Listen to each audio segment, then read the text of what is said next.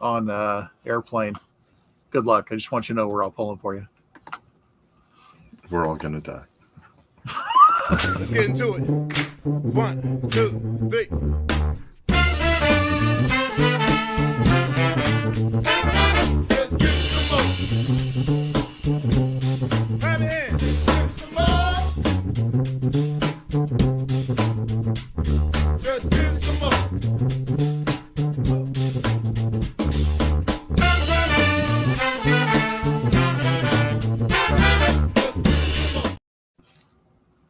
Well, hello, and welcome to My Whiskey Den, where craft whiskey is king. As you can see, Pat is not with us, but we do have Mitch and Mike. We're doing some sample kills tonight. Some of us are getting a head start already. Spencer's already hit in with Dancing Goat Brandy, and then what's in it? Now he's on to Longmorn 18. Yeah. Spencer's not He's messing doing around. it right. Oh, he's doing it right. I've got a few here, but I'm going to try to be logical about how I go through this mess. But before we get into that, we got to pay the bills that don't pay anything. We are proud members of the Bar Cart Co-op, which is a collection of friends who create content for the whiskey and other distilled spirits public. Bar Cart Co-op YouTube and Facebook pages have information about upcoming and past special shows, which happen to be about every quarter. Except for this quarter, there's a big old twofer back to back pretty much. Bar Cart Co-op does blind tastings, distiller panels, discussions of special collaborations, usage of unique grains. It has educational and fun episodes for your enjoyment.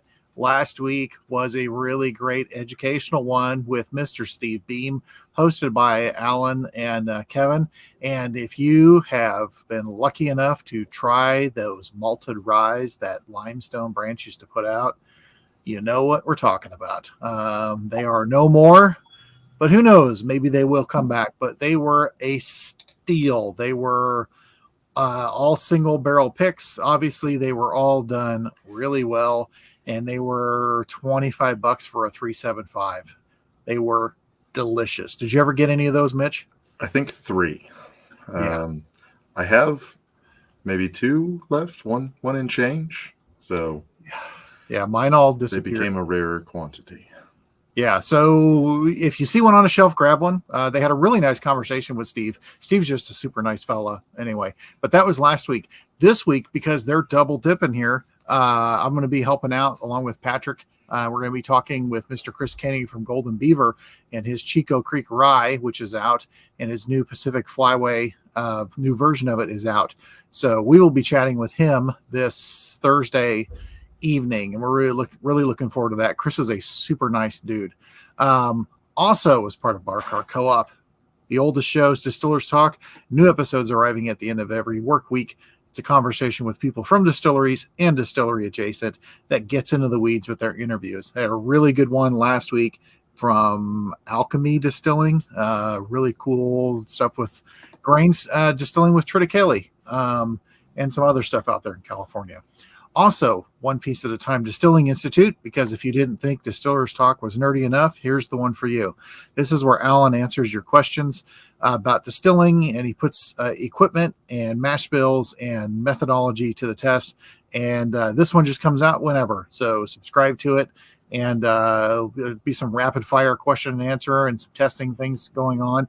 And right now, I'm trying to remember what it was that he is doing a distillation of. I don't know why it escapes me, but look it up because you'll find out some really good information. Also, Bourbon Turntable with new episodes every Wednesday. It mix the love of music with the love of whiskey. There have been lots of musicians, there's writers, distillery folks, lots of good 2-part episodes. Last week was Mojo Thunder. I'm not sure who this week is. I think this week might be a year in review. But anyway, it's a lot of fun. They've had a lot of really great people on there, such as Todd Leopold and Nancy Fraley, and Steve Gorman's been on multiple times, and they've done some really great two-parters with that. And lastly, but not leastly, if you have ghosts, you have everything. Which is a show about spirits and the paranormal among us, as well as the unexplained and just in general the spiritual. not just about things that happen at distilleries, but things outside. This one is on Spotify. You can subscribe and listen to the last 2 seasons. I am about 3/4 of the way through the latest episode, in which Alan interviews the recently inducted, I guess he's not fully inducted, Jerry Dalton, the only non-Beam family member to be master distiller for Beam. Jerry is a very spiritual dude.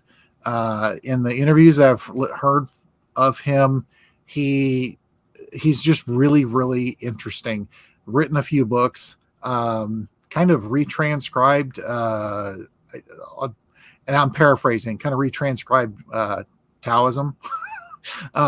And it's just he's just super, super cool. So anyway, that one's out there for everybody's listening pleasure right now. So I highly recommend you come and look at that. That one's taken me longer to get through because some normal starts and stops, but then also I go, like, if I have to pause it, I go back several minutes so I can get back into the groove of it, because there's also a lot of things that's like, this is like listening to a Buddha. So it's pretty cool. So highly recommend that. So anyway, Mitch, how are you? I'm living that dream. How about yourself? I don't know if I'm living anything, but anyway, we're here and we got some samples to kill, and we got some really nice people that have joined us already. Spencer's already here. Emily's here. Jesse Page, Miss Morgan, Neil Robinson. Probably missing a few of them. I want everyone to say, if you're killing any samples, please let us know what they are. And Mitch, what are you starting off with? So I found some samples that I had forgotten about. So I am starting out with a Tullibardine 228 Burgundy finish Highland malt Scotch. So never had it. It's fresh crack, and it smells amazing so far. All right. I am starting off with a Cream of Kentucky 13-year batch 4. I've only had one other Cream of Kentucky. I'm not going to buy any Cream of Kentucky. That's not a knock against Cream of Kentucky, but it's a bit high. That's a nice way of putting it. It's a stiff entry point there. So, and I was noticing this one earlier. This one, I think this came from our old friend Benjamin. I'll try to credit the people that sent the samples as we go through there. But what are you getting on your Tullibardine there? Good. Let's see here. So it's funky, right? There's a lot of honey in it, but there is, thanks to that kind of wine finish, a little bit of dark fruit back there. It smells a little young, so you're getting just a little bit of that kind of lively funk, instead of, like dusty funk. At least I'll say that, right? You can say whatever you want. It's your notes. Well, I mean, I'm gonna go with smock and moist then. Those are some great words to just get people going. Jesus, Spencer Math. You want to? Spencer's tearing it up. You're doing it right, sir. I am going to say, like, shortly after these, I'm getting into some old samples that people sent me that don't have labels on them. So it's going to be interesting to be like, what is this? Make a blend. Brown. See, some of these I've had, like these first couple that I've got, I've had them for a couple of years. Yeah. And, this got sent to me at the beginning of the lockdown. So I'm excited to finally crack into them. All right. So this Cream of Kentucky, and it's a 13-year batch 4 straight bourbon. Now, I did not go through and research what these are, but I'm going to assume that if they're going to call it straight bourbon, it actually is straight bourbon. As far as where it's from, who knows? But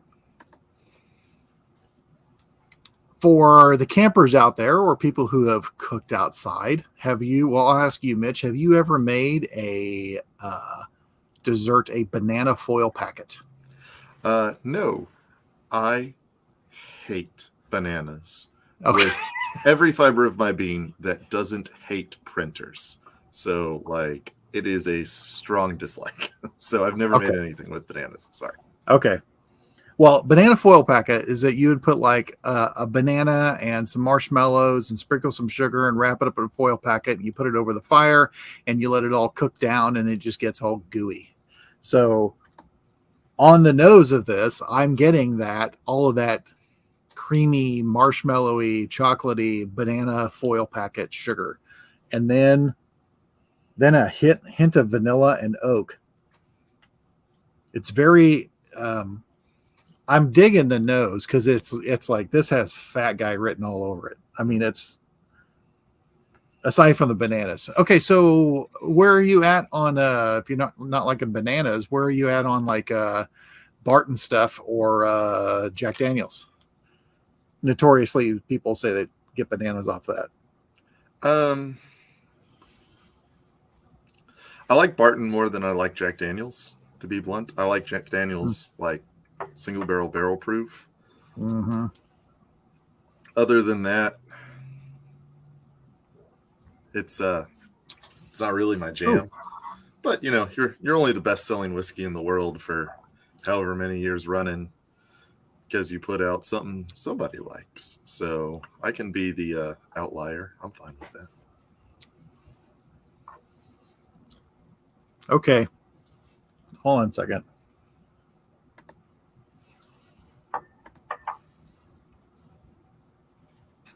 Okay. The palate on this thing, it's creamy. But the palate on it is like, it's going to sound weird, the Cadbury egg filling, but with some white pepper. It's that creamy sweet, and then just has that little bit of peppery dancing across there. I wrote that down because I was like, well, you know, and then at the end, orange. Hello, Morgan. Oh, sorry. She doesn't. She can't hear. Mike says hello.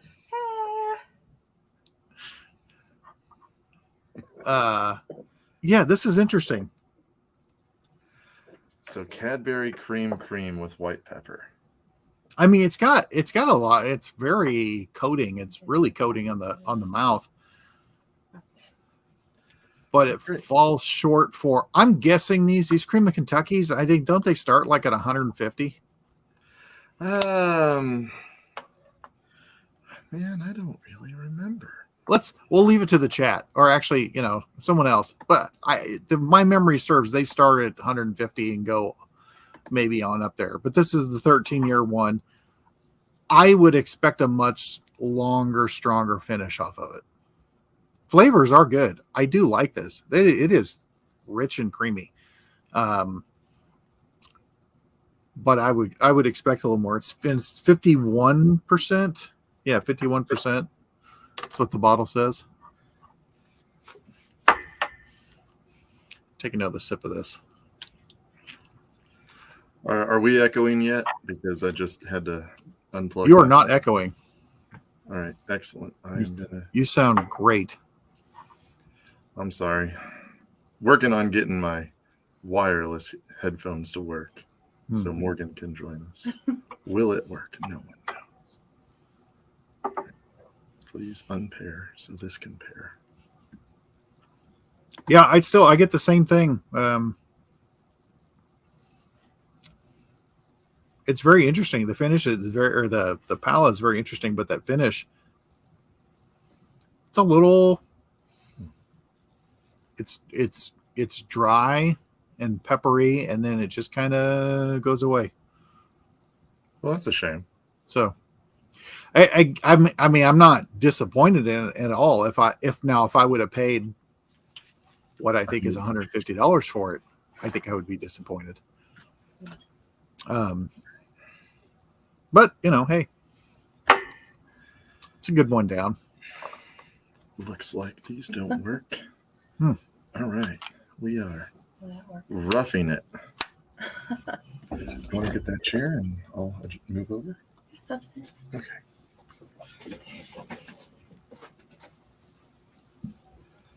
Okay. But palate on this is astounding. Really? So, where's the? So I forget who sent me the samples. Like their mind, or I know who it is if I saw a picture, but I can't think of their name because I'm a terrible person. This is only 43% alcohol, and it is super oily. Like they did something really right in order to get this. That sounds But, good.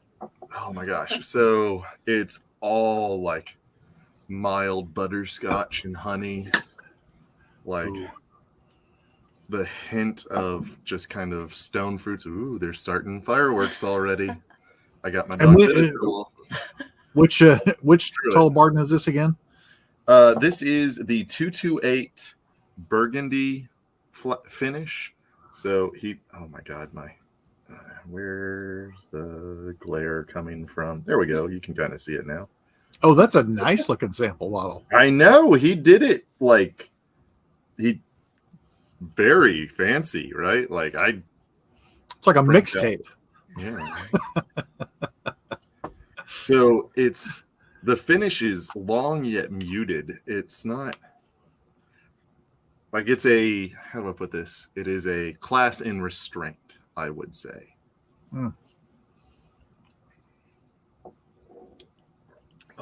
But just it dances between like honey, caramel, raisins, plums, and then like a little bit of, I'll just go honeysuckle because the honey and floral note kind of like mix a little there, but it is really good. That sounds really good. I agree. What would you like, babe? Continue with the brandies. Yes. I don't remember. I know we did the All right. pear and grape. Yep. I'm going to move on while you're pouring that one to the 4-Gate Batch 8 Tennessee Foundation 10-year-old 56.1. There we go. So she is finally getting to oh my God, the glare. I can block the glare, block the glass. It's the Edelbrand apple brandy with plum. Okay. So we had the pear and the grape brandy already, and I am really excited to show her that one. It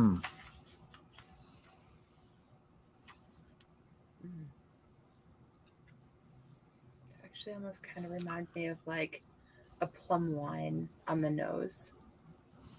Yeah. Haven't had a lot of plum wine. So that's one of those nod and smile moments, right?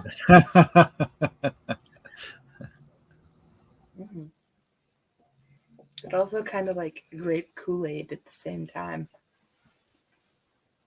It's another thing I haven't had a lot of. Same here, because again, that's to me, it's I don't know, it's another high entry point. So I've just never pulled the trigger on it. And same thing on the old Carter stuff. I've had samples of old Carter. I don't know that I'd buy a bottle of it just because it's like as you know him much better than I, but Mr. Brad LeClaire, who had made the comment of Ardbeg 10 is my base. Is this worth 5 bottles of Ardbeg 10? That's a really good way. I mean, if you have your base, what is that worth this to get that one thing? Yeah. But it's like a warm caramel, and then there's like a blast of mint and citrus, and then black pepper on the nose. It's almost it's the wrong word, but it just noses like it's sparkling, like it's effervescent. So I'm curious to get in on this. Nice.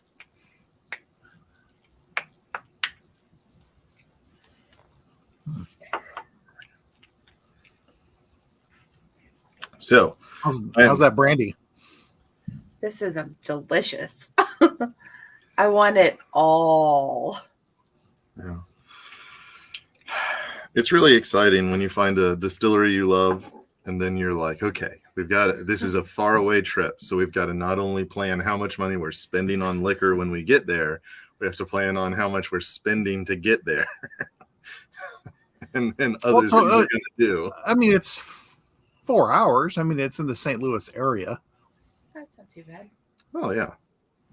I think we figured out the next time we go to Wisconsin that we're going to take like a U-Haul so that way we can, bring everything good back with us because it barely fit in our car after Distill America. To be fair, a lot of it was New Glarus. So it wasn't like, oh my God, Mitch, you bought like a lot of $70 bottles.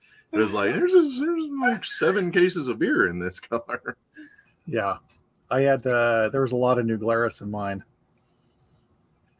All right. So I am starting on my unlabeled samples. Oh boy. Mm. I do know where it came from. It came from Pat. And it is from an episode where the whiskey mariachi and I did samples with him. And it's sample 1.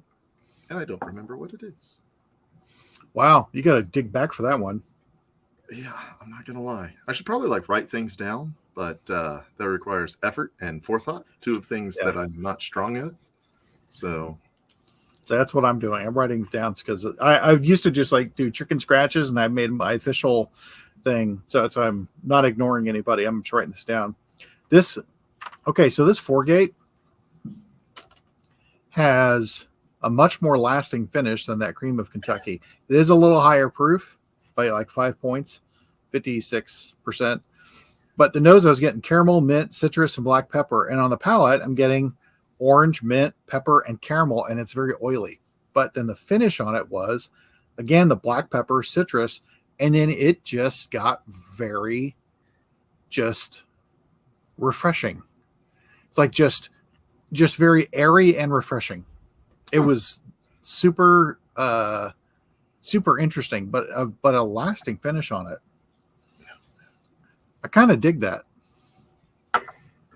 So I'm starting to remember. Yeah, no. This is a weird tasting I did with Pat back in the day. So I was nosing it, and it was just overwhelmingly. Now, Howard, how do you pronounce it? Because I've only seen it written. Is it?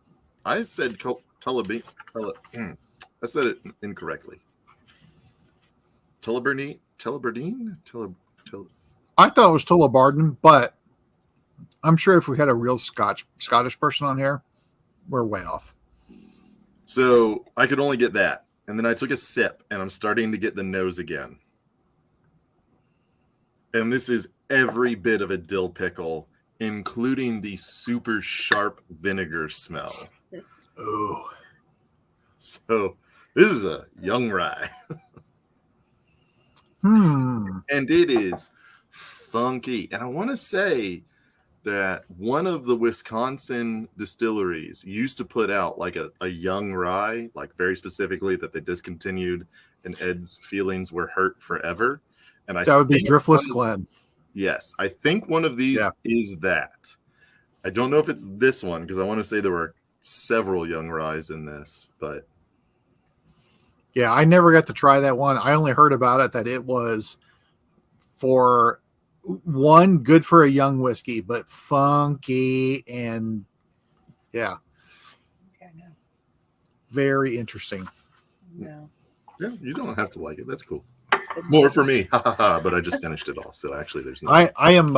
I'm cleansing my palate with my favorite snack of choice, the Aldi Chocour milk chocolate, which is made with hazelnut, because it is a creamy damn chocolate. I love Aldi chocolate. $1.40 a bar. So I remember I used to work with explosives. And the thing about explosives is, right, they don't bring it to you to blow up. You have to go to them.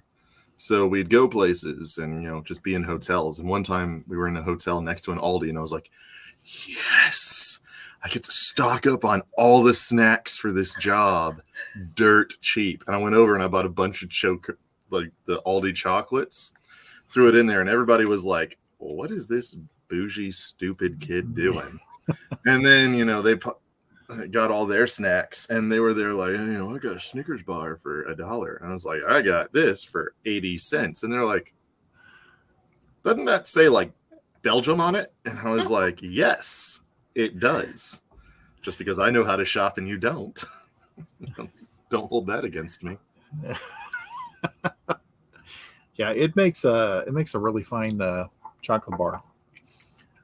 Okay, I'm moving on, and I know where this one came from for sure. Those first two, I'm pretty sure those came from Ben.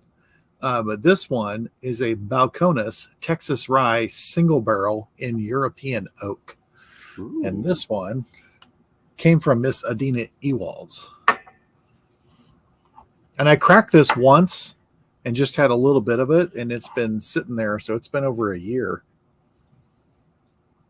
I want to say these samples are like 3 years old or 2 years old. What would be the next one in the brandies? So you're actually out of the brandies now. You tried all three. You're in the distilled beers. Oh, okay. I did take that distilled wit and used it as a kind of making like a gin and tonic with it. It was really good. I liked it. So you might not like distilled beer, so slightly short pour. This is the distilled wit. Okay. That distilled Russian Imperial Stout, I like that one a lot. That one was, I can't remember. There's a number to it. I've got it behind me. But I think that one's the 719, right? Yeah, or no, 719 is the IPA. I don't know. I'll have to look. I mean, you could tell just by nosing it. Oh, dear God. Now Spencer's on an 1983 Auchentoshan. He is good on you, Spencer. I'm not saying I'm jealous. As I drink my mystery sample that's tainted by the incredibly vinegary dill whatever was in here beforehand because I forgot to bring water down.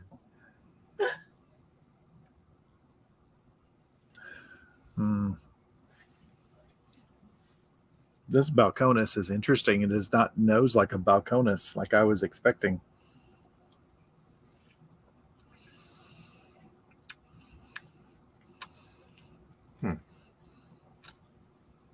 Should have brought water down.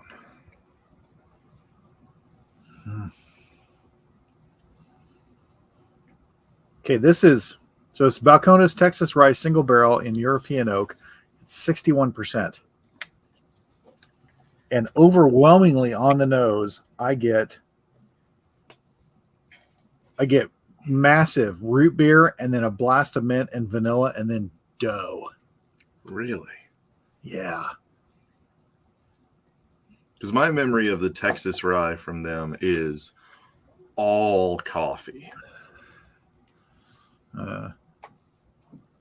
Like so much. Well, I wonder, this one's European. I'm assuming it was aged all in European oak. I don't know what that would do for it in European oak and Texas heat.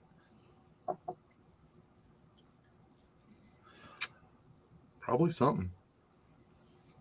And the dough does have a little funk to it, but not like I would expect from Texas. I really like this. I'm glad.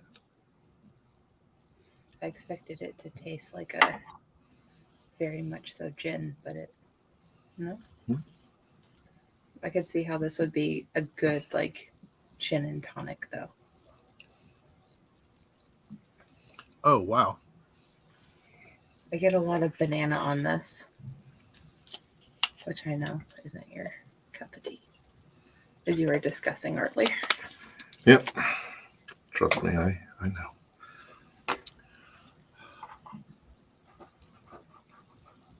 Are you having the same thing, Mitch? Or are you still on that funky rye? I had number 2 from Patrick. And it tastes exactly like number 1 because I didn't rinse the glass out. So now I'm drinking water out of my glass in the hopes that number 3 does not taste exactly. You know what you need? You need some natural spirits cantaloupe cream liqueur.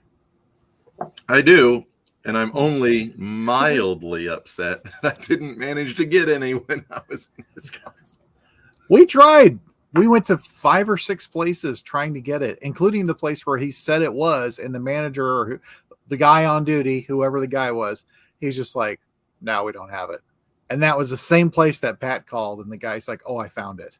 It's like, you dirty bastard. All you had to do was go look for it. We asked and asked and asked. We stopped, and finally we're just like, we're done. We got to go. We got a long drive. We got to go. Yeah. We missed a lot of things in Wisconsin, including a lot of the cheese, because we meant to pick up a lot of Wisconsin cheese and didn't. So, it is what it is on that one. Well, you just got to go back. Okay, so this Balcones rye single barrel, the palate, well, the nose I was getting root beer, mint, vanilla, and dough. The palate, I'm getting dust and then cocoa and then dust again and then melted milk chocolate and citrus. And I love it. It just gets dusty and dry and then cocoa and then dusty and then dry and milk chocolate melted. I'm digging this a lot. All right. Yeah, this is good stuff. Thank you, Miss Adina. So I'm finally getting flavors other than vinegar dill pickle. This one's much more soft.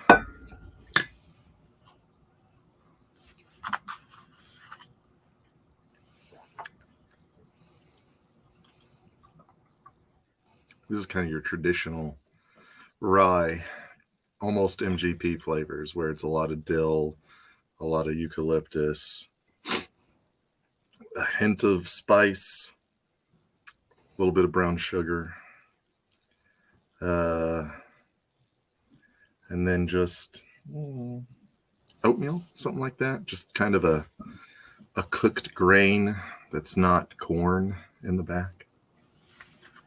Okay. Let's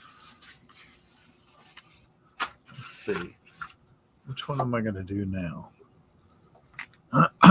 Okay. Is this one? This is distilled IPA.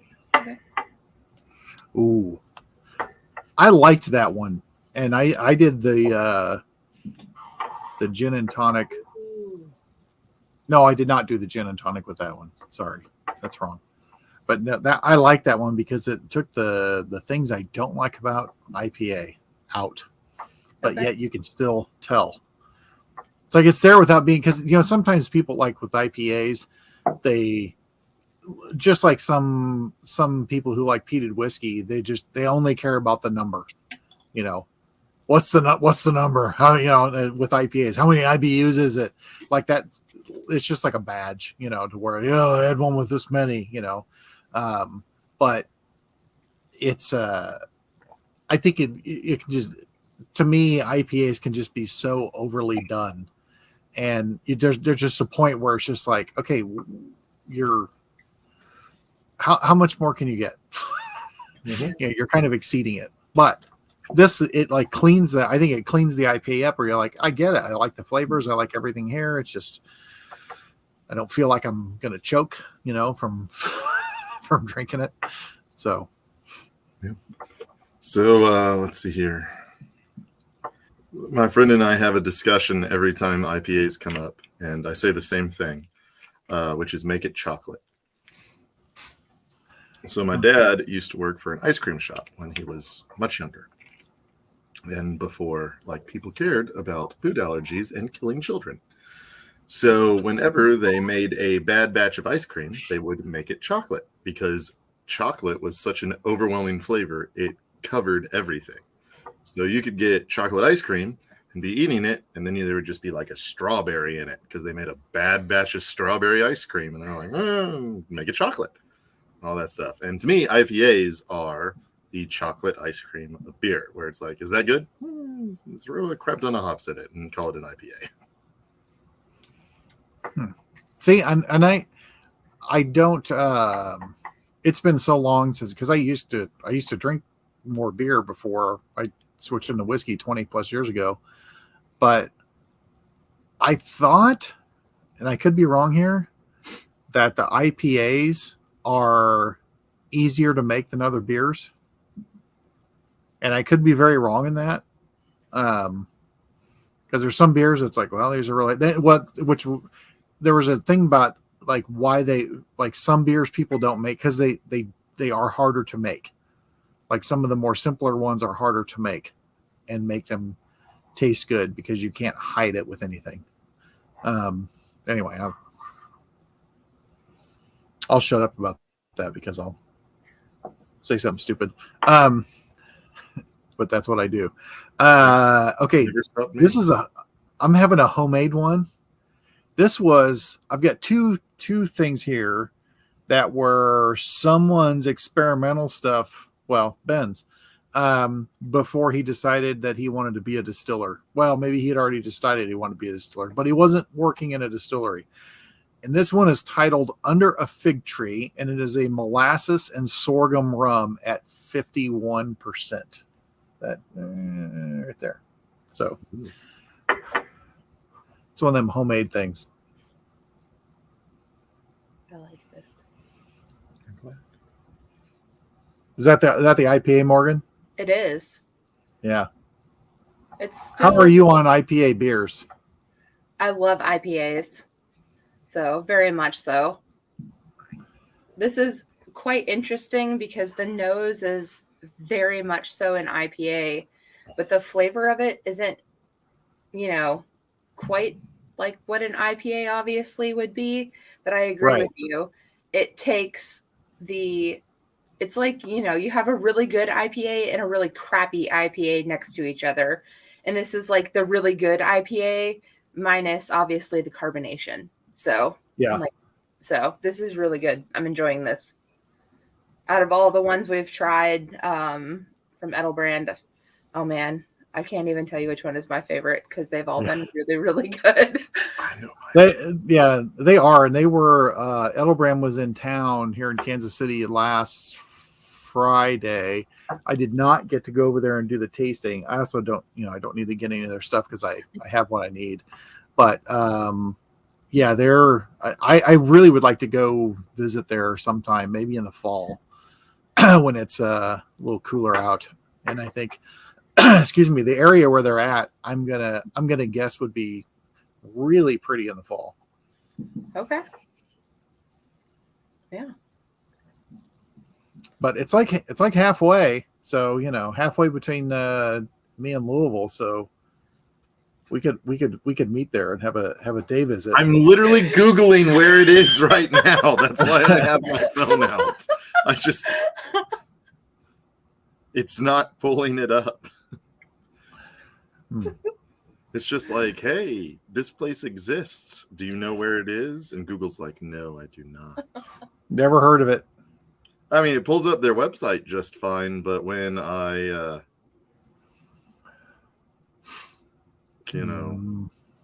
try to find the address, it's like, absolutely not. Thank you very much. Better luck next time. So where are they? They're in Missouri. And that's all it pulls up for me is like Missouri. No. Hold on. What's cool is phones have a magnifier, and that way I don't have to stand up and grab another thing to view. But it is in Marthasville, Missouri. Yep. Okay. Thank you all for being competent. That's all right. Okay, this homemade stuff. Woo. This is an unaged whiskey or unaged spirit. I'm sorry, because it is made from molasses and sorghum, and he calls it Under a Fig Tree. That is not an exaggeration. It is like funky fig. Like, I think maybe would have been another good name for this, Dunder Fig, because it has got a funk to it, and I like it. I like it because it's like this ain't normal.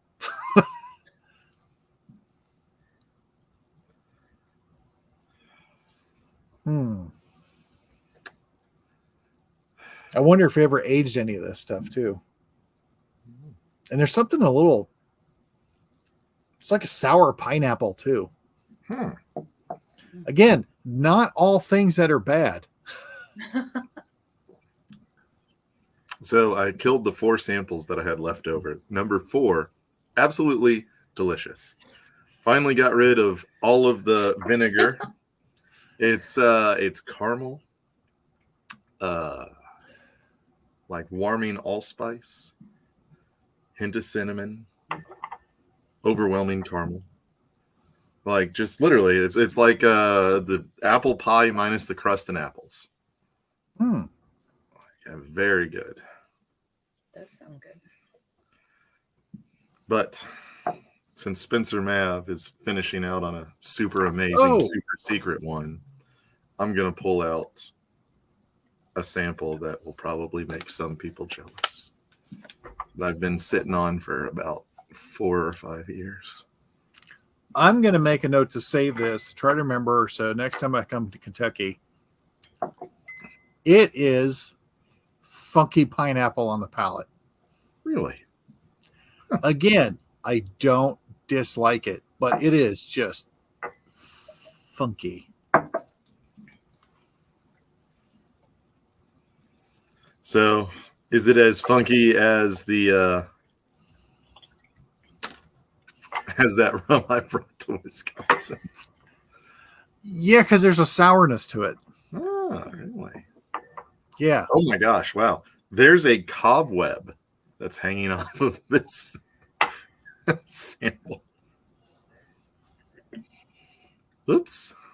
Oh my god, that smells amazing. All right, this is going to take some chocolate to kill that. Wow. So who is it? Plantation, I think, makes a pineapple rum that's aged or finished in peated Scotch barrels. You might need to find that because that is really good. She hates it, but of course.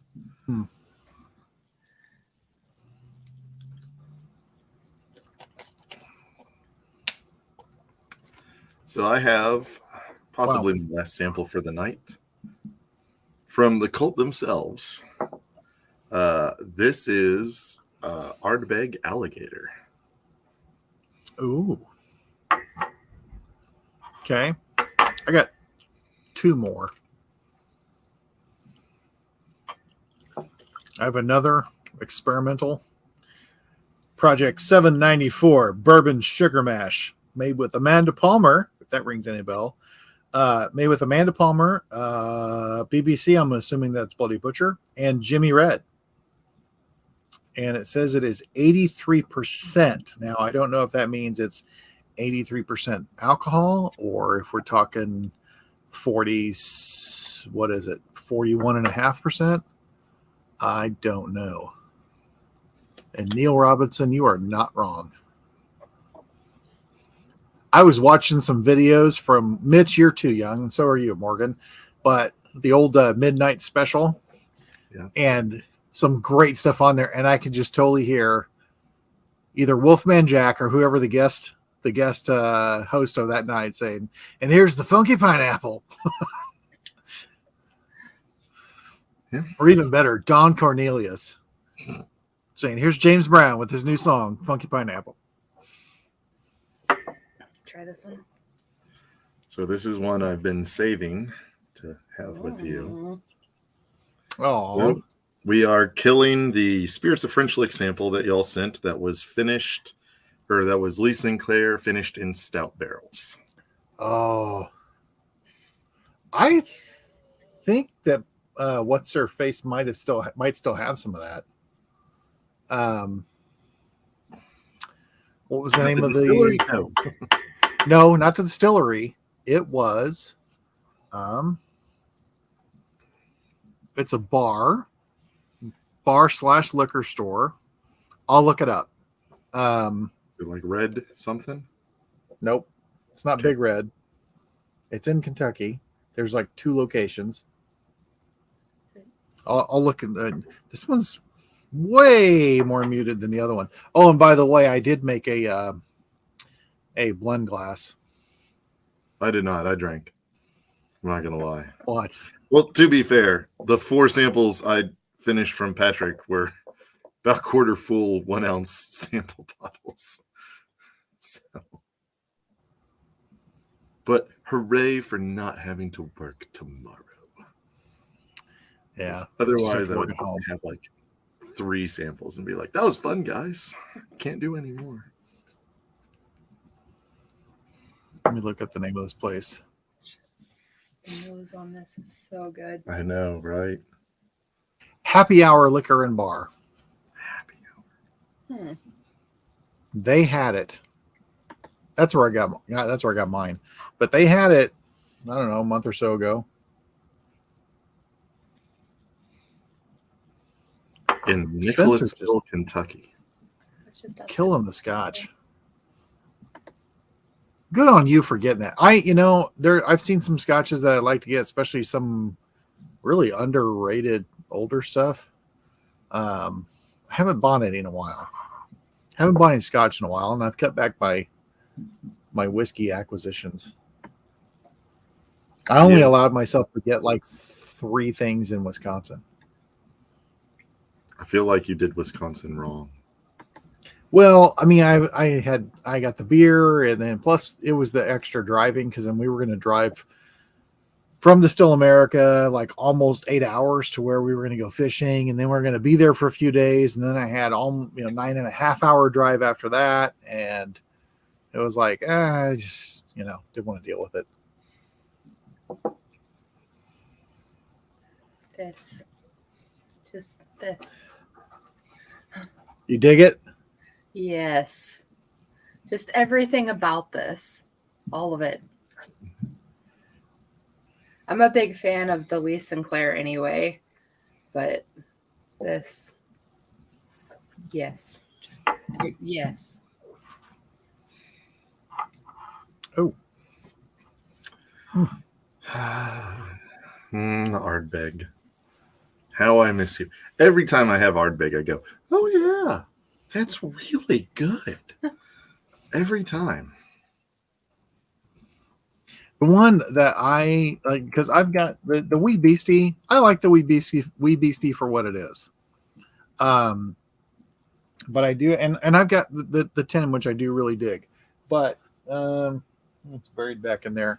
The Oogdal is it's my favorite one that I've got here now. I do, of course, I like Ardbeg and Lafroig for different reasons, because it is 2 different types of smoke. And then of course there's the Port Charlotte, which is way different. But I do like the Ardbeg. I miss having that stuff. I cut back a lot on scotches with the tariffs, because I thought, well, I'm not buying any. So I didn't drink any.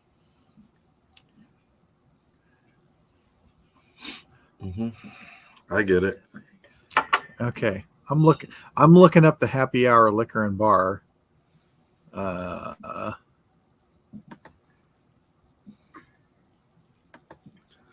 Let's see here. From me.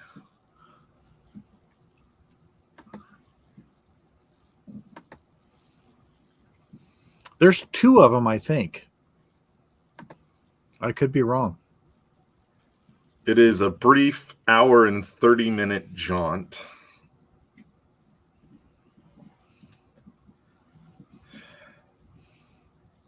Not too bad. I guess not. Just literally like right outside of Lexington. Mm-hmm. That's not bad. But if you're willing to make it an hour and 43-minute jaunt, you can go through Bardstown. Ooh. Yeah. Yeah. I hear they have some liquor down there. Just a few things. Probably. Just a few. Depends on who you talk to. Okay. Let me look at their barrel picks. I'm looking at Happy Hour. They've got. Hey, there's a 4-gate.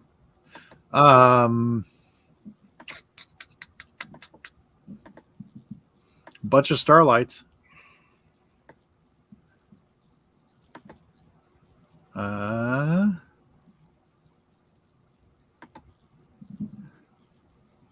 They have in stock Spirits of French Lick, Lee Sinclair, NES pick. That is, well, let me try to zoom up on it. How are you seeing this? Because I'm there and like. I got on Happy Hour Liquor and Bar. It is a very crude square shopping site, but it is on there. There is in fact a totally tarted up, that's TART, tarted up, yeah, Spirits of French Lick for $90. Oof. I mean, it's pretty good. You've had it, so now you could say, would that bottle be worth $90? Mm-hmm. If that made Morgan happy, would you buy it? I'm a mean person. I can get flowers for 10. Let's be real here, right? Yeah, but the flowers won't last as long as that bottle. Will they? Or should I say, won't they? Yeah. I guess you epoxy them or something. You get a well, if I get her an orchid and I don't take care of it, it will probably last longer than 3 days, which is my record with orchids.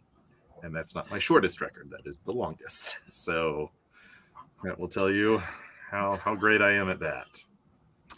Floral arts is not your thing.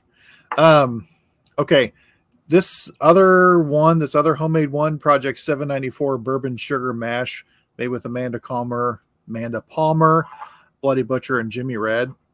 It is a new make spirit. You know the normal new make funk. I think I'm overusing that word, but you know, there's just that certain, for lack of a better term, odor from a new make spirit. This has none of that and has none of that flavor off of there. It is very sweet. I like this. It's not fun and funky like the fig tree with the funky pineapple, but for a new make spirit, it's like, yeah, pretty good. Also, I'm still looking at the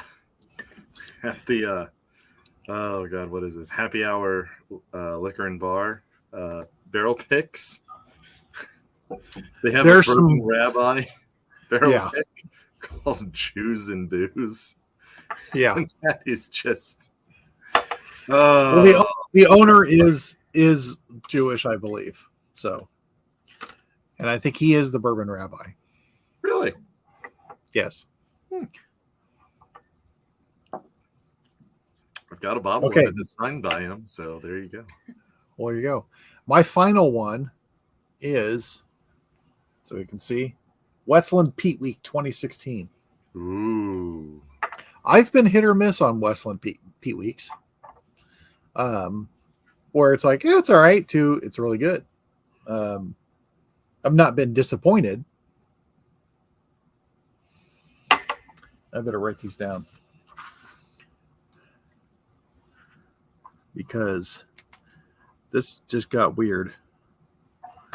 And I'm going to be fair, and I'm going to have a piece of chocolate because that makes everything better.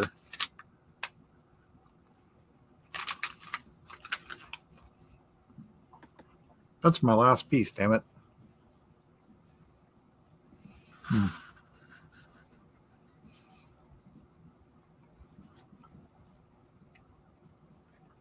Are you both having the same thing?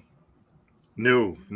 I am having Ardbeg Alligator, and she is having the Lee Sinclair Stout Barrels. Okay. However, I just saw that they have something I might have had at a bar that I absolutely must go and get if they still have it. But What's that?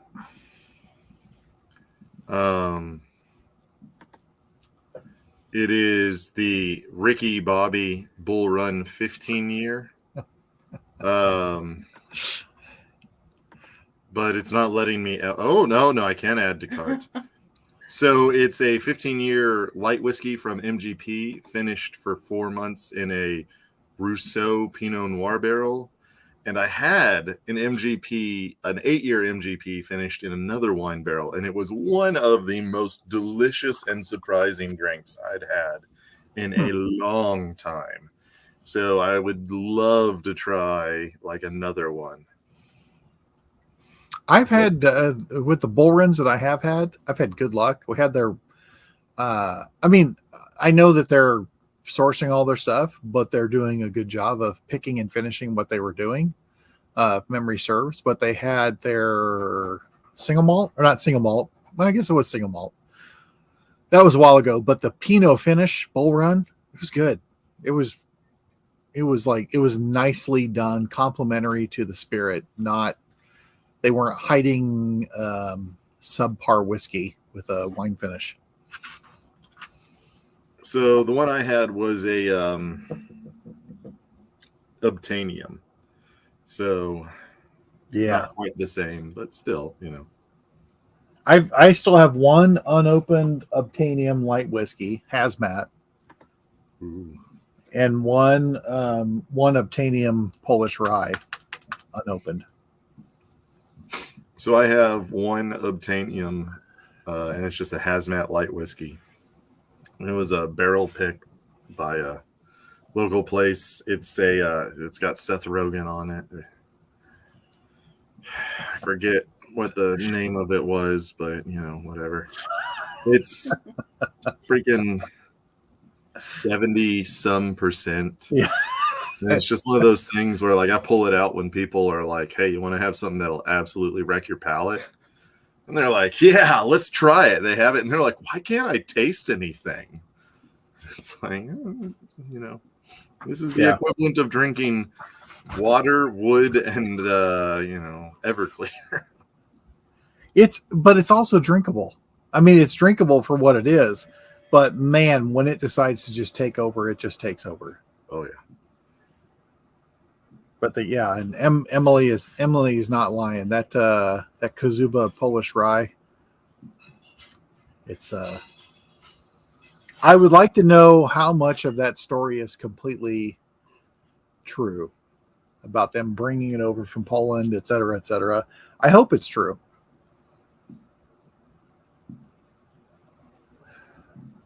Okay, so this Westland Peat Week 2016. The nose. First thing I got was gum, and then dirty peat and banana. Okay, it's interesting. But it's like banana, but what's the candy? Was it Runts? Banana Runts? I couldn't tell you. Right, I avoid all things banana. Banana Laffy Well, Taffy? Yeah, it has that artificial banana to it. Yeah, I can see the banana Laffy Taffy too. Because same thing. It's like yeah, sure, that's banana flavored. You put it in a yellow wrapper, it's banana flavored, sure. Okay.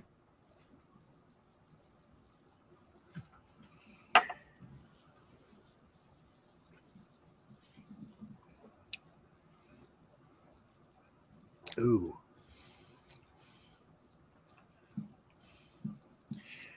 It's like Lafroig Ash, but meaty. Yeah. I like that. That's a. See, there's only like I don't know. It's like a half ounce thing here, but I'm gonna go and just kill the whole damn thing.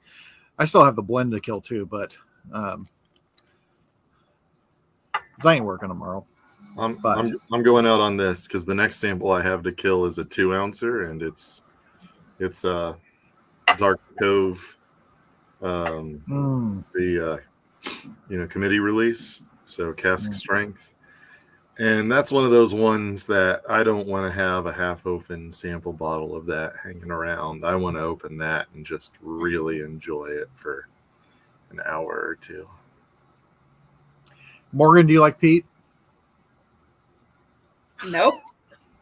Well, you got to give her something good since you're having that. Okay. This still it's like, that's why you got to give her something else, but yeah. Okay, it's like it's meaty, greasy smoke. And then it gets like really sugary like a frosting, and then like very sharp like pineapple. And then it just like lays with like ash across your tongue. I think that's probably the best Westland Peat Week I've had. Because none of the other there was like it was okay or it was good. This one was pretty darn good. I dug that quite a bit. What do you want? Now I gotta clean myself up. Mm.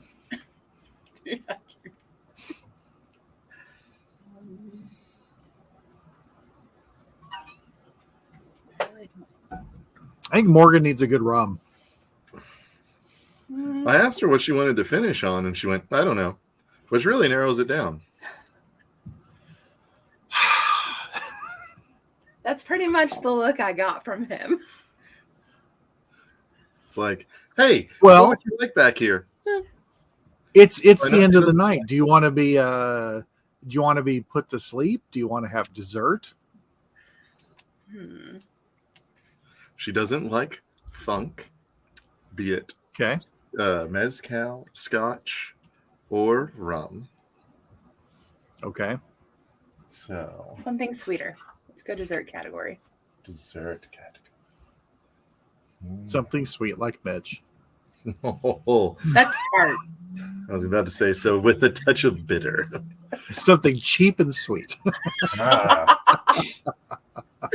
Slight vomit inducing. Don't know what's worse, the label or the inside, right? Okay.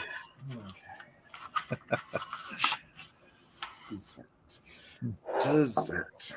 I could always go for a 4 roses. No, but no, that would be too easy. Dessert. Oh, there we go. Dessert. Uh-oh.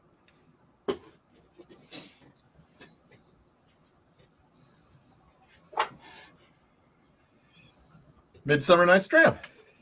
Ooh, that's a good dessert. Because it was about to be the coconut pecan whiskey, but she hates coconut. Yes. I have to think of something else. Coconut pecan whiskey. Okay. Yeah, from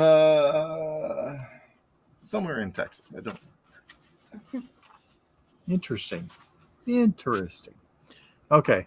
Well, I'm doing the blend.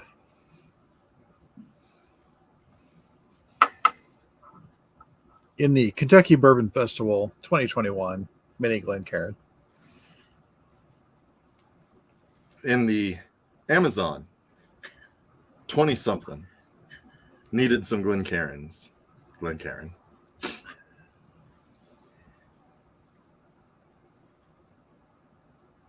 Huh. You finish that and go to this, or you want to stay on that?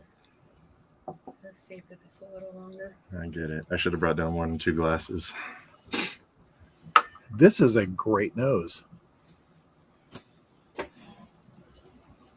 Okay. Also, I am distraught because the Bastards Ball and Bourbon on the Banks are the same day this year. Oh, are you going to Bourbon on the Banks? I don't know. I am planning on it anyway. A ticket has been purchased. Okay. All right. You're familiar with this. Oh yeah, I got it up there. So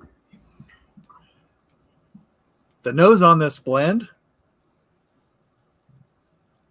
is that with a little bit of funk to it. It's buttery and everything else, but then there's what it is, it's that pineapple funk that's coming through on there. Mm.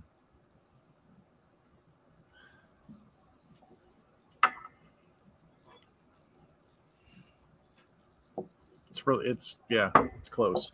So, okay. As a distiller and sommelier, what gives that buttery flavor in a whiskey? Oh God, it's a fault, I want to say. Oh, I don't remember exactly what it is, but there's a very specific. Are you saying that Glens Creek has faults? Because I smite you, sir. So it's viewed as a fault in the same way that, like whatever that right grass and rain smell is or whatever. So calling it a fault is not necessarily accurate because all it is based off of tradition. And realistically, it's like saying that dark chocolate is bad because it's bitter.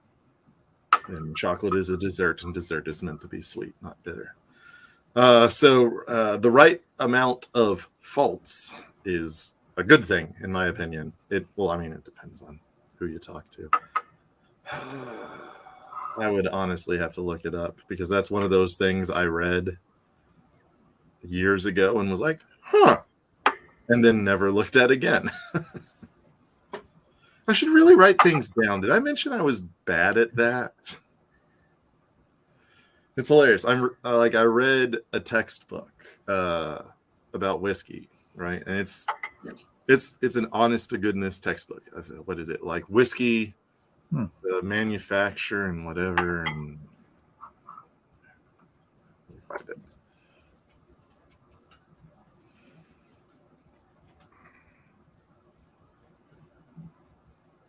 There it is. So it's so this is the third edition, which I don't have. I read the second. So it was whiskey and other spirit. It might not have been whiskey and other spirits, but it was whiskey and other spirits, technology, production, and marketing. And it is, an honest to goodness 300-page textbook, right? And I read it and I was like, this is awesome. I love everything about this. I think that might be it. Diacetyl. Spencer might have it there. Listen to Mr. Scotch over here. And enjoyed it. And I had a notebook out beside me the entire time. And I think I wrote down like 6 lines out of, 400 pages. And I go back through and I'm like, those really aren't even good notes. Like, utterly worthless.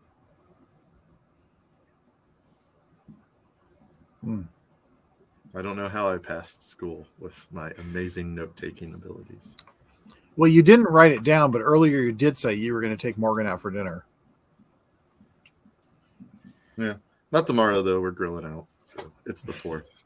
It's required. Treated her to Costco tonight, though. Hey. What'd you get from Costco? We each got a hot dog. We each got a slice of pizza.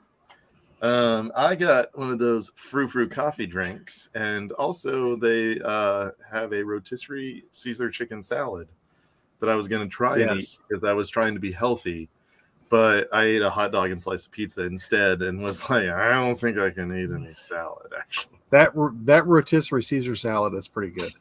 That rotisserie chicken of theirs is pretty hard to beat.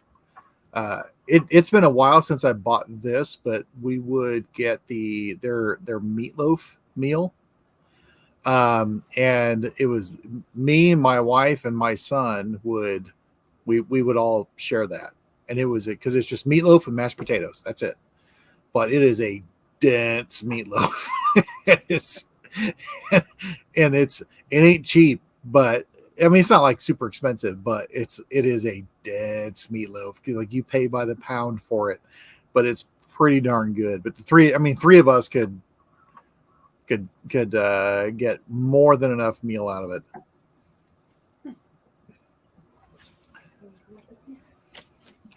This blend, that pineapple funk is cutting through everything. And it's like the nose was really good on it. And then it had that pineapple funk. And then the palate, it's just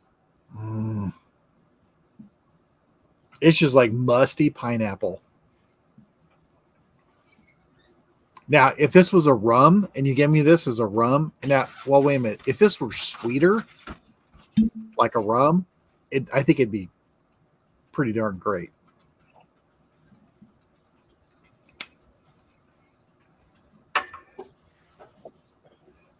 Yeah, you are not kidding, Neil. I really, really like the stuff from Glens Creek, and I've already got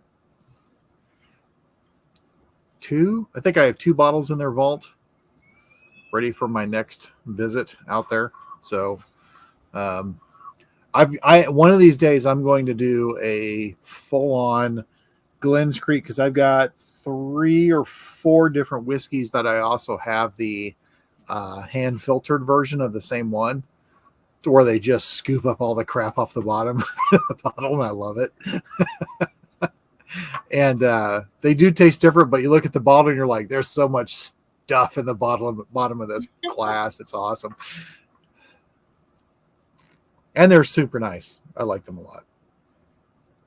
I will, Neil, I will let you know for sure. It's going to be August, and I think it's the 14th or 15th. Because I'm coming in town, and I think my youngest is going to come with me. She's turning 21 in a couple weeks. She does not plan on drinking, but she wants to visit all of distilleries and wineries and basically be a designated driver. She has no interest in drinking, but she wants to visit everything and see it. So I think she's going to come with. But yeah, I will totally hit you up and let you know when we're coming.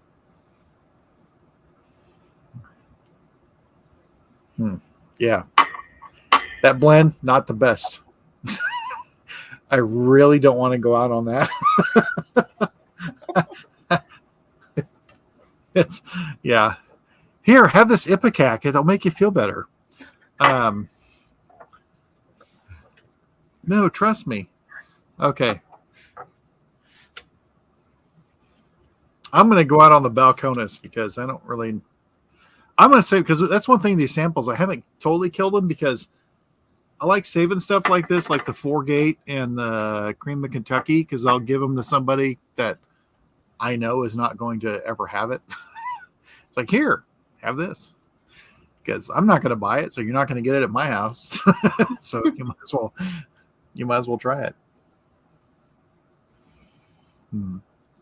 Okay, so I had this weird memory that popped up before the show. So doing all the cover art stuff and did the Independence Day thing, and when that movie came out, I remember one of my friends that had seen it, and his comment, his movie review of the first Independence Day movie was, that was a great made-for-TV movie.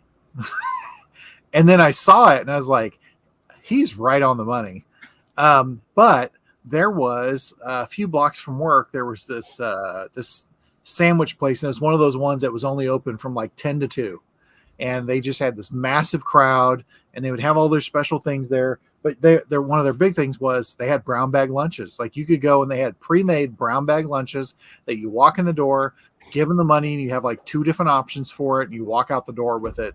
Maybe you added a hard-boiled egg. They sold hard-boiled eggs for like 50 cents or something, 25 cents or 50 cents. It was just something stupid. But if you actually could sit in there, they let you write all over the walls in markers. And so sometimes you go in there and you read all the stuff.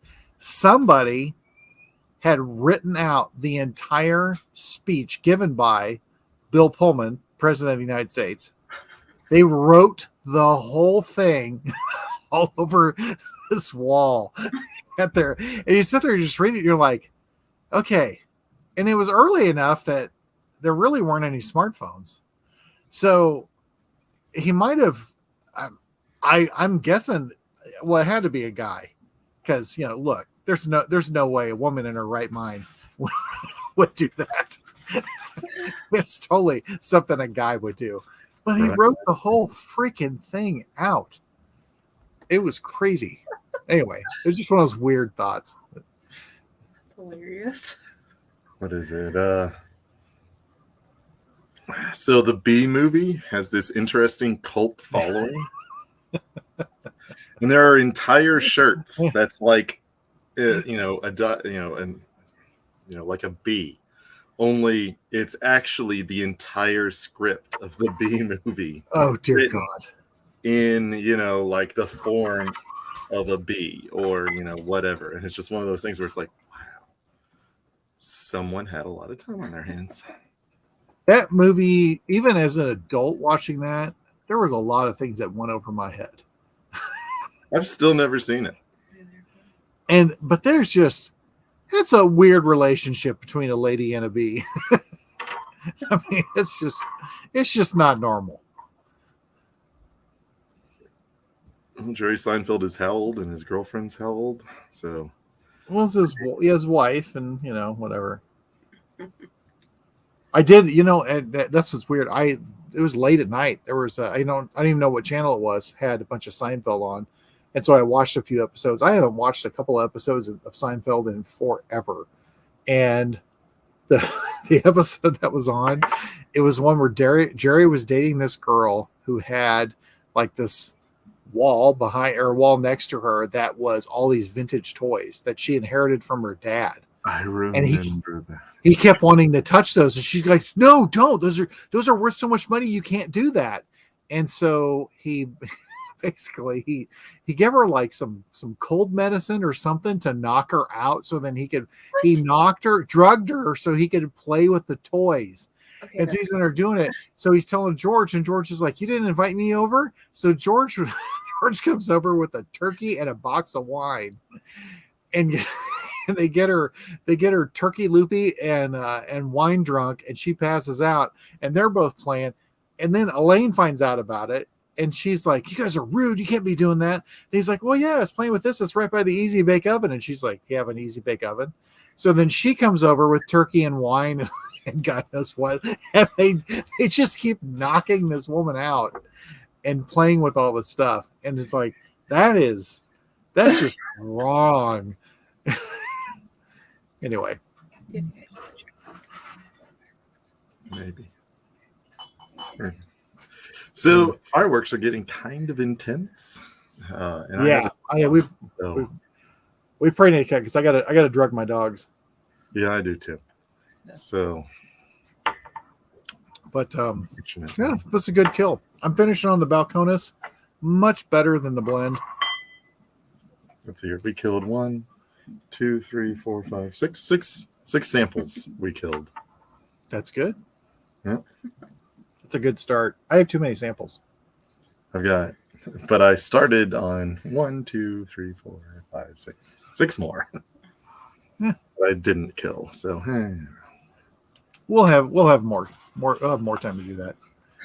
Eventually. I don't know, to do a total housekeeping, I don't know what actually is coming up. I know that there is your Wood series 3 and 4 to be had at some point. So I don't know. I don't know about next week. I'm out of town next week, so I don't know what Mr. Pat is doing. So we'll just leave it open and say, watch this. Watch Chris with Chris Koenig. That is he again, super nice guy. Had a previous life as a documentary film producer. Then decided he wanted to distill, and as a gift, his wife she bought him a still, a big one, and then he expanded from there. And he's the guy making distilling rice, and making really good stuff with it. So so check that out Thursday. hosted by Kevin and Alan, and Pat and I will be along for the ride. So anyway, that's it. You got any parting thoughts for the holiday besides don't be rude to your neighbors with pets? Be safe. And I forget, I saw a post on Facebook that made me not laugh out loud, but at least exhale through my nose slightly stronger than normal. And it was, you can pry these fireworks from my cold, dead hands, which are lying on the sidewalk slightly over there. Be safe. Yes, please be safe. And yes, be safe. Have good whiskey, but not too much. Keep yourself under control. So, Mitch, it's good to see you. Nice seeing you. Morgan, I'm glad you got to join in. Likewise, it's been fun. Get that trip planned to Edelbrand. We will. Yeah. All right. I'm gonna call it. All right. If I can figure out where to click. There we go.